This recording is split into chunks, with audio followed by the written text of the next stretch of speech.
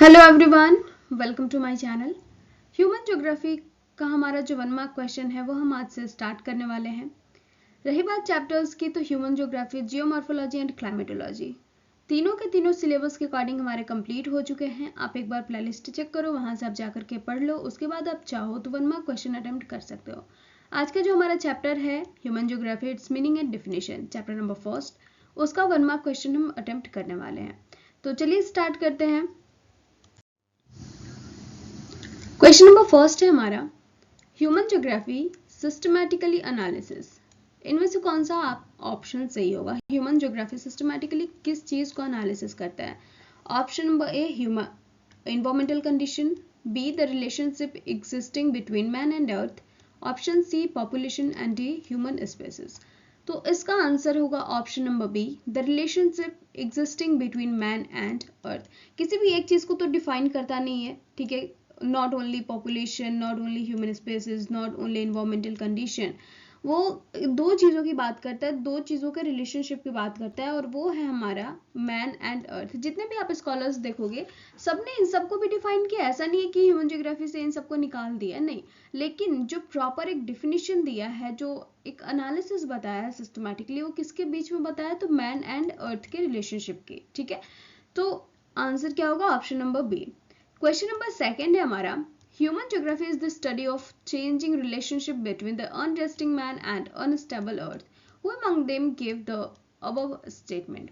तो यहाँ पे बात की जा रही है कि एक हमारे पास स्टेटमेंट है, ठीक है, और वो स्टेटमेंट कहता है कि ह्यूमन ज्योग्राफी जो है वो किसकी स्टडी है? तो जो हमारा अनरेस्टिंग मैन है, ठीक है, और जो अनस्टेबल अर्थ है, उसके चेंजिंग रिलेशनशिप की स्टडी को हम क्या कहते हैं? ह्यूमन ज्योग्राफी कहते हैं। तो ये किसका कहा गया है?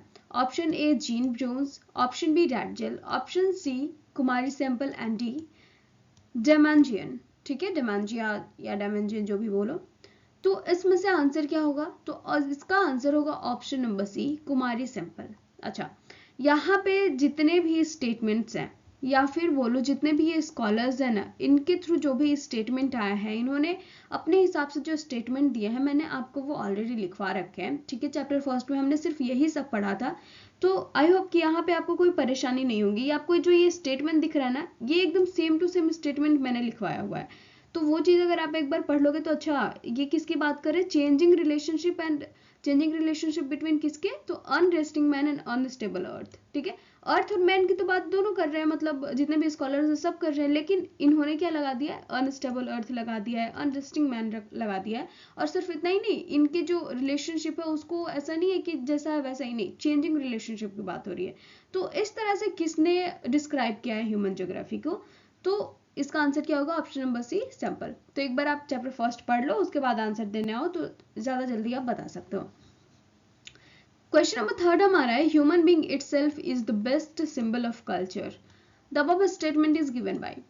क्योंकि हमने इस चैप्टर में सिर्फ और सिर्फ स्कॉलर्स के बारे में पढ़े हैं कि उन्होंने किस तरह से ह्यूमन ज्योग्राफी को डिफाइन किया है, तो स्टेटमेंट ज्यादातर आपको मिलेंगे।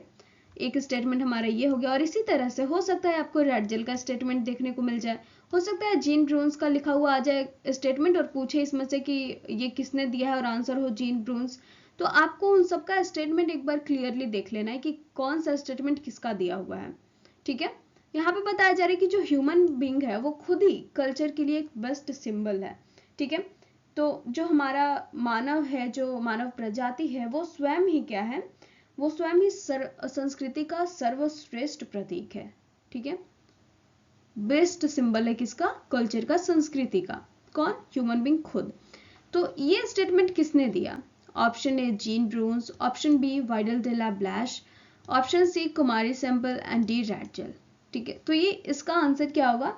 तो इसका आंसर होगा ऑप्शन नंबर ए, जीन ब्रून्स। अभी मैंने तुरंत कहा था कि हो सकता है आपको आगे चल के जीन ब्रून्स का स्टेटमेंट देखने को मिले, हो सकता है डेमेंजिया का मिल जाए, हो सकता है रैडजेल का मिल गया, और हमें मिल भी गया यहाँ पे किसका? जीन ब्रून्स का, ठीक है। तो इस तरह से है।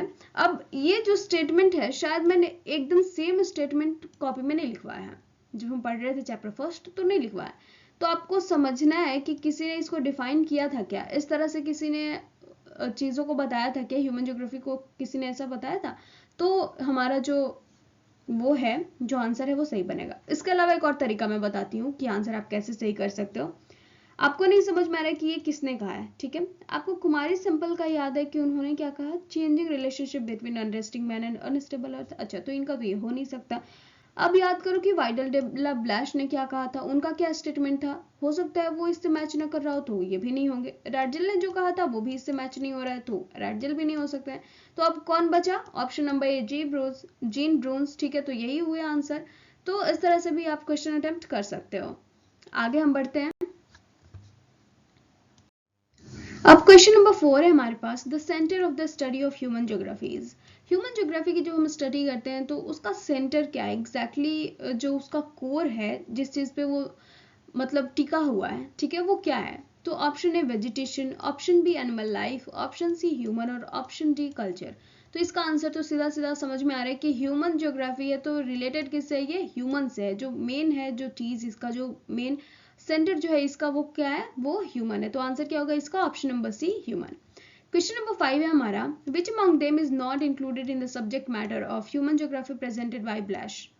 मैंने ये चीज पहले भी बताया कि आपको एक बार एकदम ध्यान से जितने भी स्कॉलर्स हैं उनका स्टेटमेंट याद रखना है। अब यहाँ पे पूछ रहा है कि ये जो वर्ड्स हैं हमारे, जैसे कि population, culture factor, cultural factor, transport and industry, इनमें से कौन सा जो सब्जेक्ट मैटर है वो ब्लैश के जो स्टेटमेंट है उसमें इंक्लूडेड नहीं है। इन्होंने जो ह्यूमन ज्योग्राफी को डिस्क्राइब किया, जिस तरीके से जो स्टेटमेंट दिया ह्यूमन ज्योग्राफी के लिए, उसमें इनमें से कौन सा फैक्टर नहीं है। तो पॉपुलेशन है, कल्चरल फैक्टर भी है, ट्रांसपोर्ट भी है, इंडस्ट्री नहीं है। तो इसका आंसर क्या होगा, ऑप्शन नंबर डी इंडस्ट्री। ऐसा नहीं कि हर एक चीज को हम इंक्लूड कर देंगे, नहीं, हम एक नॉर्मली अगर मान करके चलें तो इन सबको हम इंक्लूड कर देंगे ह्यूमन ज्योग्राफी में, ठीक है। लेकिन यहाँ पे पूछा जा रहा है सिर्फ ब्लैश का। ऐसा नहीं कि एकदम आपको ये बोलना है कि हाँ यही चीज तो बताया जा रहा है कि जो ह्यूमन ज्योग्राफी है वो इन सबको डिस्क्राइब करता है। तो ह्यूमन ज्योग्राफी करता है, मान रहे हैं, लेकिन ब्लैश का ये कहना है कि हाँ ये चारों ह्यूमन ज्योग्राफी में इंक्लूडेड है। तो उस हिसाब से आपको बताना है कि नहीं, उन्होंने इंडस्ट्री को इसमें डिस्क्राइब नहीं किया, उन्होंने इंडस्ट्री को इसमें इंक्लूड नहीं किया, ठीक है। तो इसका आंसर हो गया ऑप्शन नंबर डी। यहाँ पे आंसर लिखे हुए भी हैं, तो आप एक बार मैच कर लेना। अगर कहीं पे कोई परेशानी हो तो आप यहाँ से देख सकते हो। और ये बेसिकली जो इंस्टाग्राम पे जो पोस्ट जाता है ये उनके लिए है, क्योंकि उनका ये कहना है कि दीदी आंसर भी साथ में दे दिया करो, वो यूट्यूब में आने में थोड़ी उनको प्रॉब्लम होती है। तो ठीक है, चलो आंसर भी मिल गया आपको। अब मिलते हैं नेक्स्ट वीडियो में नए चैप्टर के साथ, और इसके साथ साथ मैं कोशिश करूंगी कि इनके जितने भी लॉन्ग आंसर क्वेश्चन है वो भी बता दूं। आंसर तो नहीं बताऊंगी, आंसर आपको खुद लिखना पड़ेगा, मैं इंपॉर्टेंट क्वेश्चन आपको बता दूंगी, ठीक है। So thank you so much, मिलते हैं नेक्स्ट वीडियो में। एंड अच्छी लगी हो वीडियो तो please don't forget to like, comment, share and subscribe.